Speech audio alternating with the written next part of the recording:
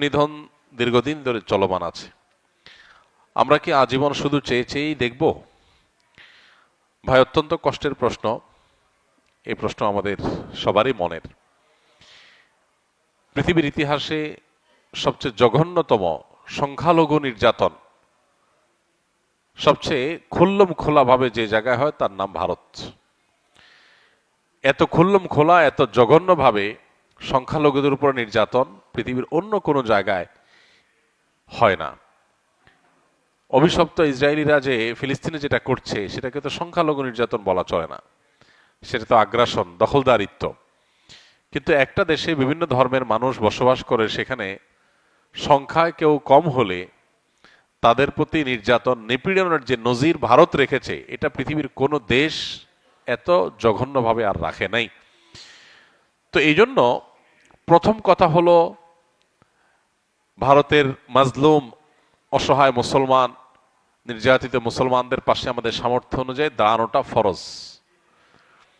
যতটুকু সামর্থ্য আছে ততটুকু, কিন্তু দাঁড়াতে হবে আমাকে। যতটুকু যেভাবে সম্ভব ততটুকু সেভাবে আমাদেরকে দাঁড়ানোর চেষ্টা করতে হবে।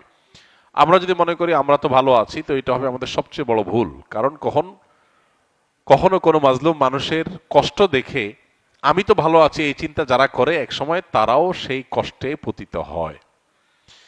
অতএব আমাদের ইমানি যে চেতনা, আমাদের যে মানবিক মূল্যবোধ, সেটার তাগাদায় ভারতের মুসলিম নিধন, ভারতে মুসলমানদের মসজিদ, মাদ্রাসা একের পর এক উচ্ছেদ করা, দখল করার যে মহোৎসব চলছে, সেখানে বিভিন্ন ছুতা অজুহাতে বিভিন্ন নাটক সাজিয়ে সেখানে মুসলমানদের নিধন করাকে যে হালাল করা হচ্ছে, এটার বিরুদ্ধে আমাদের প্রত্যেকটা মানুষকে সর্বোচ্চ প্রতিবাদ যার যার জায়গা থেকে জানাতে হবে। এবং সেখানে এ জাতীয় জুলুম যেন বন্ধ হয়, সেটার জন্য আমাদের সরকারকে চাপ দেওয়া, সরকারের মাধ্যমে প্রতিবাদ জানানো, রাষ্ট্রীয়ভাবে বিভিন্নভাবে, এটা আমাদের অব্যাহত রাখতে হবে। ইতিমধ্যে আমাদের সরকারিভাবে আলহামদুলিল্লাহ নিন্দা জানানো হয়েছে এবং সেখানে সংখ্যালঘু মুসলমানদের প্রতি জুলুম বন্ধ করার আহ্বান জানানো হয়েছে। সন্দেহাতীতভাবে এটা প্রশংসনীয় কাজ, এটা অব্যাহত রাখতে হবে।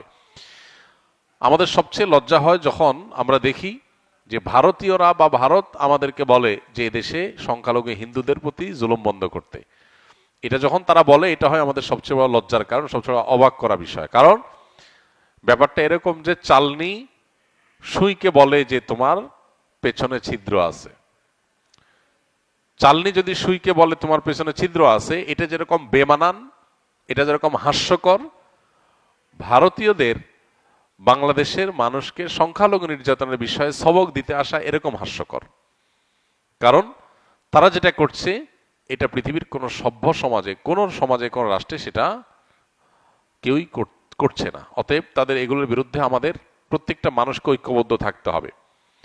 ভারতীয়দের এই সমস্ত অপকর্মকে যারা বৈধ মনে করে, যৌক্তিক মনে করে, তারা হলো এই দেশের তথাকথিত এক শ্রেণীর মানবাধিকার কর্মী, যারা মানবাধিকারের নামে পতিতাবৃত্তি করার অধিকার চায়।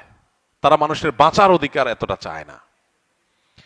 যারা মানবাধিকারের নামে একজন মানুষের সৃষ্টিগত যে পরিচয়, সেটাকে তারা পরিবর্তন করার অধিকার চায়। কিন্তু পৃথিবীর বহু প্রান্তে বহু মাজলুম মানুষ বিনা দোষে প্রতিনিয়ত নিহত হচ্ছে, খুন হচ্ছে, তাদের ব্যাপারে তাদের কোনো মাথা ব্যথা নাই। এই মানুষগুলাই এই ভারতে যে মুসলিম নিধন চলছে সে ব্যাপারে দেখবেন মুখে কুলুপ দিয়ে বসে আছে। অন্যান্য বিষয়ে তারা দেখবেন খুব সরব। কোনো মুসলমান যদি কোনো ভুল করে, সেটা নিয়ে তাদের সবাইকে দেখবেন সরব হয়ে গেছে। কিন্তু মুসলমানদের নিধন চলছে, এরপরে তারা সবচাইতে চুপ।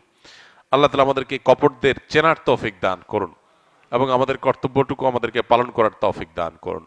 যার যতটুকু সাধ্য আছে তার ততটুকু সাধ্য দিয়ে অন্যায়ের বিরুদ্ধে প্রতিরোধ, প্রতিবাদ চালিয়ে যেতে হবে। আল্লাহ আমাদের সেই তৌফিক দান করুন।